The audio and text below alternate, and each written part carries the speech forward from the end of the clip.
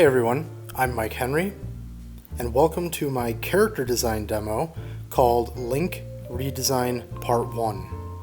Now on Instagram I had not like an official poll, but I just requested who's somebody that everybody would like to see me redesign, because I get a lot of questions about doing character design demos, but I think it's really nice to do it from the basis of an already existing character so that we can sort of compare and contrast. So the winner was who you see in front of you right now, Link, the hero from the video game series The Legend of Zelda. Now, Link has been through many designs over the years. Here's just three that people are most familiar with. The first one was sort of his original incarnation, and then his Ocarina of Time incarnation.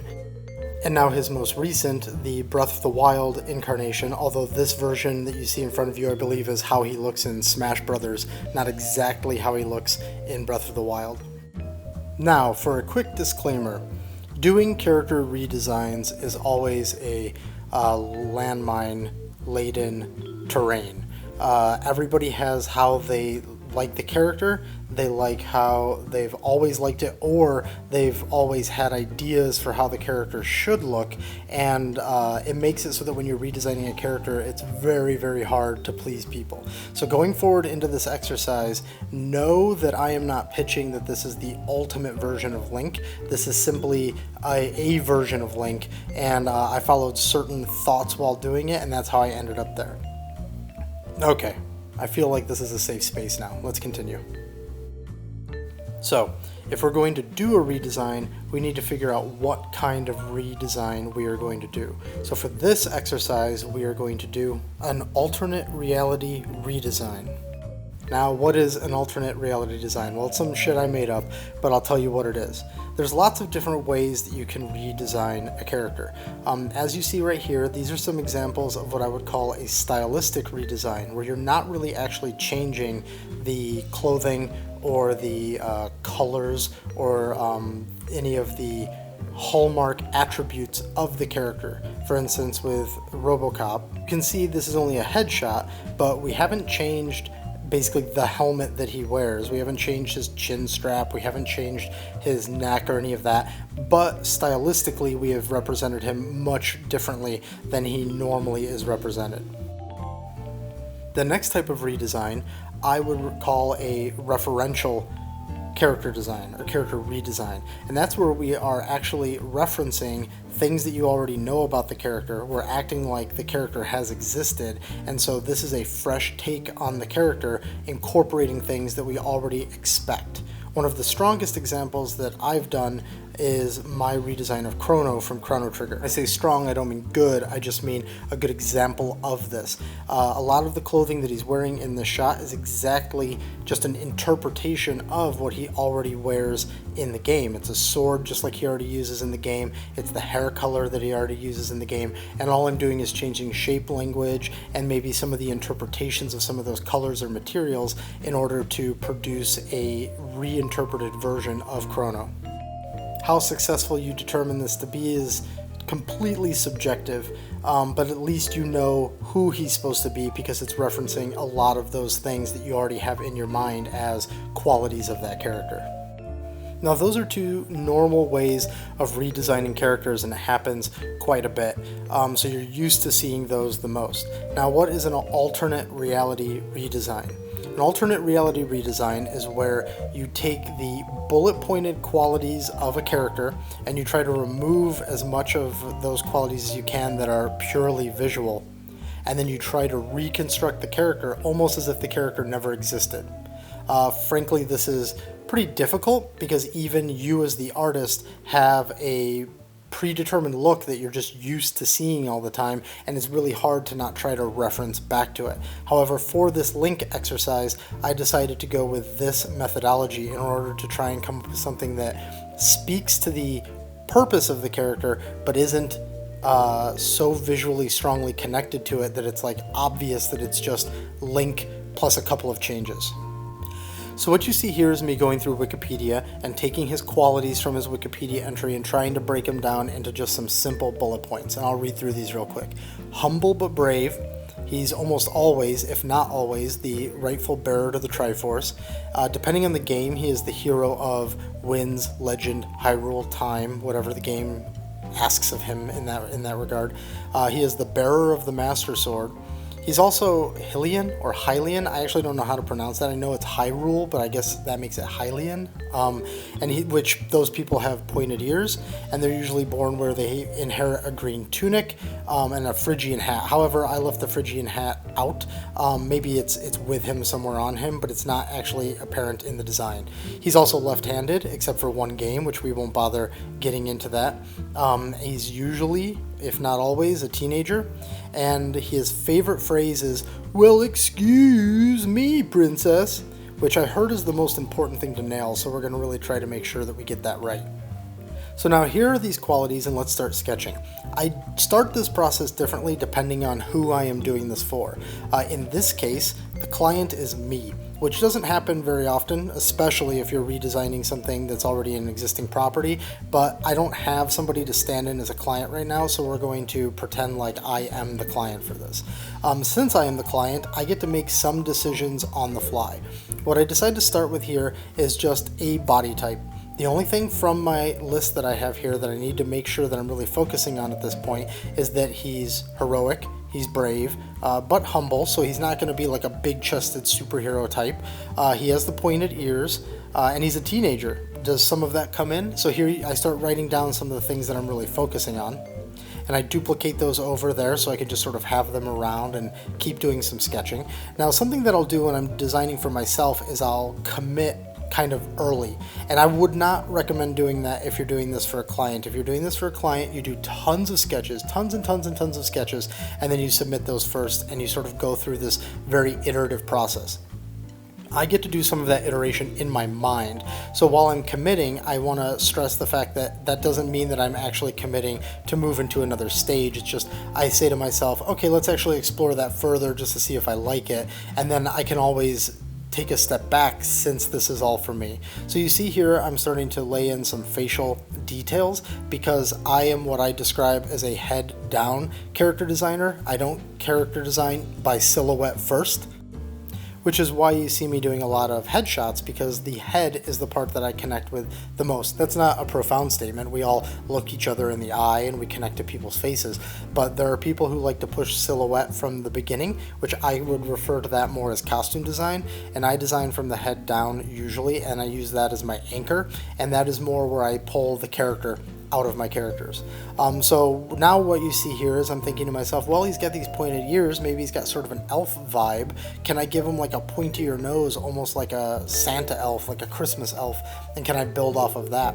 I mean, it's not just a Santa elf. There are some versions of like high elves and things like that in various media that have more pointed features. And even though I'm not against him having that big pointed nose, it just really wasn't working. That said, you can see what we're working with here is a fairly standard, stereotypical teenage elf head. There's not a whole lot of special qualities there yet. He's bright-eyed and he's fairly aesthetically pleasing, but that's sort of it. So I start moving into the body just to give him a little bit more anatomy. But then you'll see that I start thinking, okay, you know, this was good to explore a little bit, and it was good to refine and start getting my head around the character, but we need to start investigating some other options and really see if this character is going to be the one that's going to work for me going forward.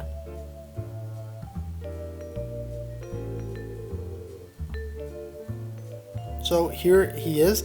This is sort of a frozen in time version that I discard for now, or I should say set aside for now. And then I start playing around with just like, what kind of hair is this guy going to have? Let's do some options, because Link has very distinctive hair, and this is part of the exercise of trying to ignore what Link actually looks like and just try to base it off of the qualities of the character.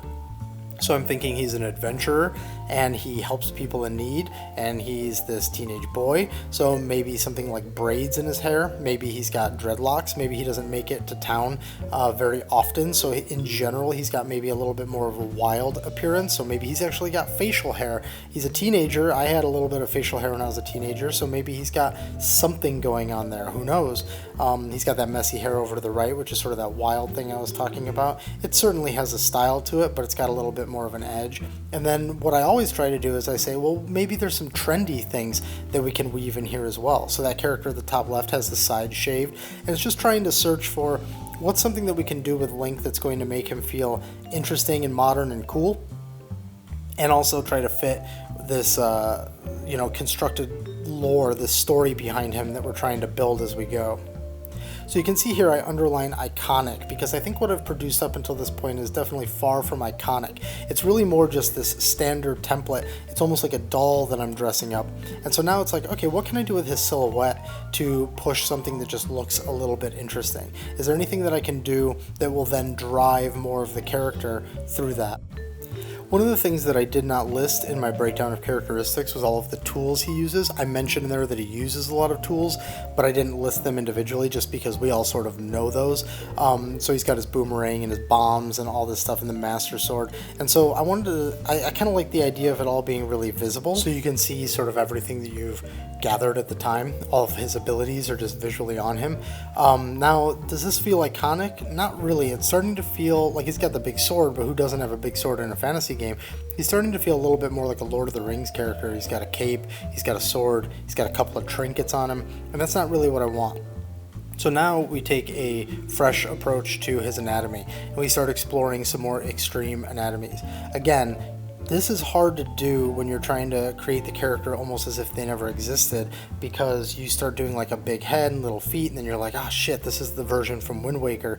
Or you start doing like a big different, you just try to go for things, and you're like, oh man, this kind of feels a little bit too much like that. So to be honest, it's impossible to completely avoid speaking to the original character in some ways, but you just sort of do your best. So as you can see here, we're playing with more body types, just trying to get as much variety now as I can. And this is usually how my own personal method goes. I kind of start taking a stab at what feels right, which is what you saw earlier, and then I have this moment where I say, you know what, this might feel right, but we need to start exploring other things, so let's just do something really quick. And again, I can't stress enough that if you're doing this for a client, this is your first stage, trying to get all these different bodies just so that you can align on what the expectations for the character are and what the client thinks. Like, they've already got something in their mind and they may have put it down on paper, but until you start putting some drawings together, they're not going to be able to react to any of it and say like, oh yeah, like that, like that. So you can see here I've done a quick sheet. This is very fast. This is just for me to look at all these different bodies and go, maybe this one, maybe that one. But of course, exploring silhouettes now, I feel like I've lost some character. So I'm going back into a headshot phase where I'm just going to try and say like, okay, well, can I get some of these qualities just in his head? If I can get them just in his head, then I can start taking the sort of body language of his head, I guess his head language, and I can actually translate that down into his body. Am I going to have him like that picture to the left there where he's kind of looking out of his eye like he's suspicious of something? Is that Link's personality? Not really. I mean, that's not really how he's described when you look at his bullet points. He's a little bit more straightforward. So now here's a little bit more of an intense version where he's got these big eyebrows. Maybe that's cool. Maybe to give him like big bushy eyebrows that sort of mimics the upward swoops of his ears. He's got a little bit more, he's still looking out of the corner of his eye, he's still got one eyebrow raised, but with that little smile, he's looking a little more like he's onto something, or like he's giving this just little smirk to somebody, and that's starting to feel a little bit more like a hero to a story. I know that Link traditionally is, he like never speaks, and he's like this silent hero type, and he's just sort of vanilla, like he very rarely emotes like these extreme emotions, but I kind of thought maybe it'd be nice to bring some of that into the character. Now, even though those big eyebrows are fine, I was starting to feel like it spoke to almost like a furrier race, like it almost makes him look more cat-like, more bestial, and even though you could theoretically reinterpret Link that direction, I decided not to. I thought that it was just a little much, so I started thinning out the eyebrows a little bit. They get a little bit of that like World of Warcraft elf eyebrow look, but I was actually thinking more like Ken Masters or like Ryu from Street Fighter eyebrows, but still thinned out because he has this elven background, this Hylian background. So let's move on from there. what isn't working still with this design? What do I feel like I'm still missing? Well, I feel like he's not memorable. I think a lot of these passes have been somewhat generic. So I start pushing and just looking for like, is there some sort of way that I can do his face that'll make him feel more unique than what we normally see? And it's also really hard because I'm fighting against my natural inclination to be like, oh, this is what Link looks like. Let's add this, let's do that. And sort of you end up creating these really weird decisions when you're trying to avoid that. Here's a super little beefy weird guy, JK. And so this is this the way that I really want to go with him? Not really, because even though that's like cute and interesting, that feels more like a secondary character. It actually kind of feels like a helpless character. Even if I made him in like a really tough pose, I don't know that that's the type of character people want to play as when they're playing the game. So then I thought, well, what if I started thinking about more of him in like a scenario? What do I think if he's like in this sort of more serious scenario? We're getting a little bit more cinematic with it. He's this teenage warrior type adventurer. Maybe he's a little rougher on the edges. Maybe he's got like a scar or something like that. Maybe he's just edgier, right? This is like the edgy pass that everybody always wants to do. Which, funny enough, there's things in this design that end up making it into the final design. I mean, overall, this is like the Dante from DMC, the remake, like kind of version of Link, which we none of us want to go there, but at least it gave me a couple of ideas that actually do make it into the final design. So here's like an adventure-y version and an edgy version. You can see how messy these are because these are sort of me just getting them out of my system. And now we're going to go into another body type where I'm saying to myself, okay, well, listen, we had him a little bit, he had a lower head height before. He was a little shorter than normal, so let's maybe lanky him up a little bit, get him a little taller, see what that does for the character. So I start doing this. It's a very weird body type that I don't think at all works, but it was worth sort of sketching out. I'm going to take a minute here to say, at this point you're saying, what's the methodology here? What are we actually going for? The thing is, we're not going for anything specific other than what's clicking with me at the time, because the idea here, I guess you could say the scenario I've built for myself is I received a list of qualities and I've been told make a character out of this. And I'm just trying to find something that appeals to me now. And so far, none of this stuff has appealed to me. It hasn't felt special enough. It hasn't felt like it does what it needs to do. It doesn't speak to the character that's on that bullet pointed list. And so now I'm just still trying to search for that. One thing, though, that you'll see is in every version of this, basically, there's something that ends up making it into the final version. And so like right here on this new version, you can see that I'm thinking to myself, well, you know, that big ass boomerang on his back was kind of cool before. I can't think of her name, but it's like that one character from Inuyasha who has that big boomerang. And then he's got the sword there. Does that feel like a master sword? Not really, but that boomerang's still kind of cool. He's got like dreadlocks or something like that in this version. That's kind of neat. Okay, let's move on to another version. The lanky thing wasn't really working out for me. I feel like in the potential world that this character exists in, there could be a need to push lankier characters to represent something else.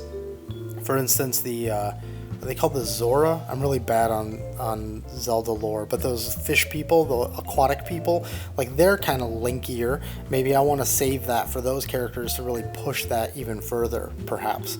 So now I go back to a shorter version. I liked versions of that where he was a little bit more squat. This is also me trying to resist my urge to make him like the original Link, which I think that aesthetically that's not like my favorite aesthetic, but I do really like something about him being a little bit stubbier and a little bit, I don't know, like hardier or something like that. There's something to that. So what do we have here now? We've got some like fantasy goggles. We can see the potion making a comeback. He's got a little pouch there. He's got like kind of a bigger gauntlet on his right hand. Unfortunately, he's starting to look a little bit like a boy Hellboy, a little Hellboy, which I don't want him to be. But he's got this sort of big ass backpack where he's got this rolled up either sleeping bag or blanket. And I want to focus on this for a second just because this is where my experience doing character design really comes in handy, because I'm looking at this and this character, as you see right here, he does not work, at least not for what I would like to achieve. But there's a lot going on here that's really positive. I think his proportions are pretty good. I like the big belt buckle. I like the bigger gloves. I like having the big backpack where you can see more things that he has, more things that he's acquired and all that. So there's something here. There's no sword or anything like that, but I think we can get there.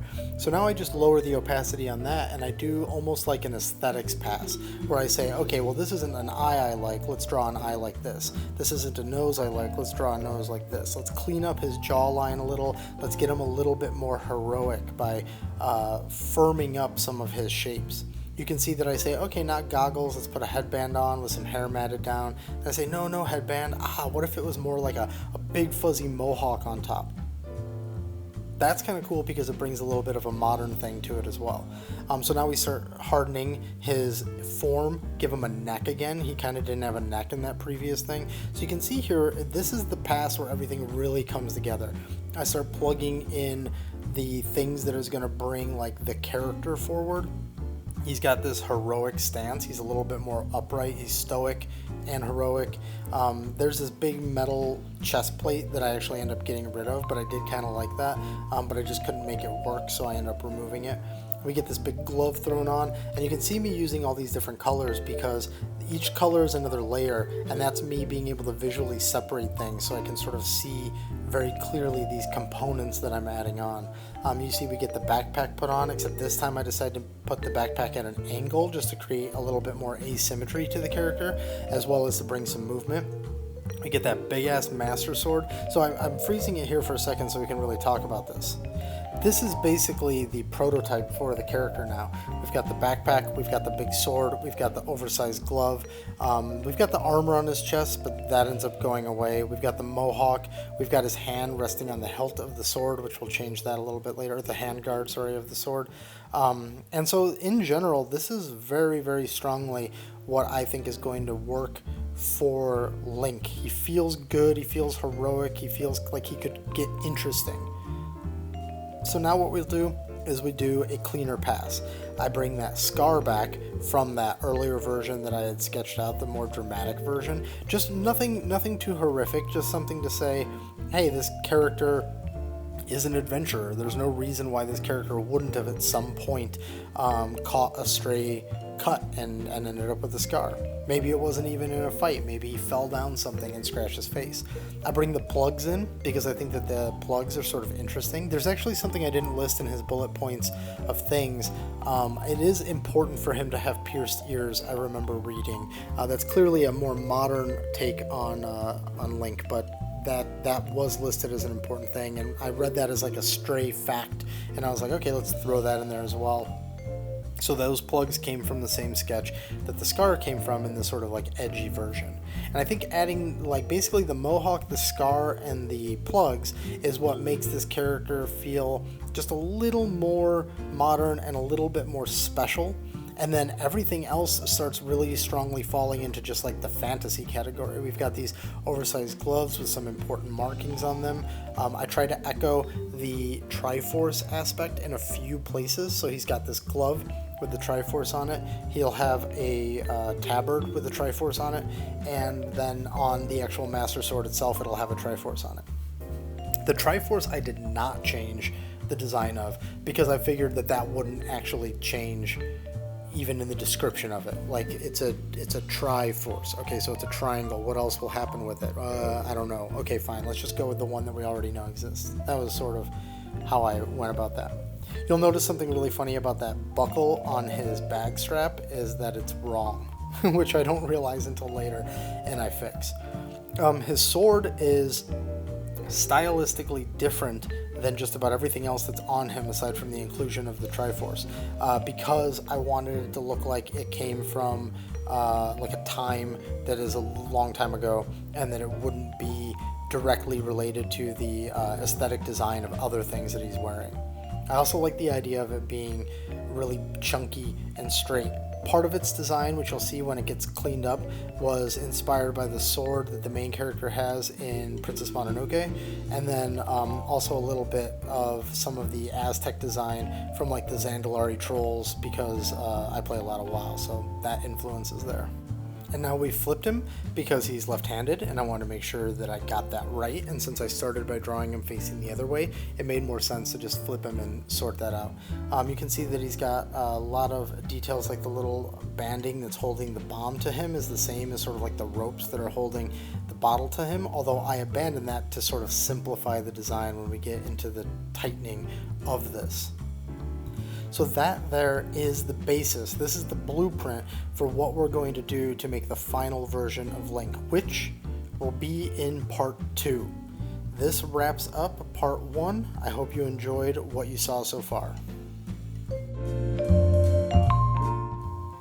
So, thank you for watching. If you enjoyed this video, please consider liking and subscribing, and hit the little bell. You'll get all those sweet notifications, and I will see you guys on part 2. And if you're looking for me on the internet, these are the places where you can find me.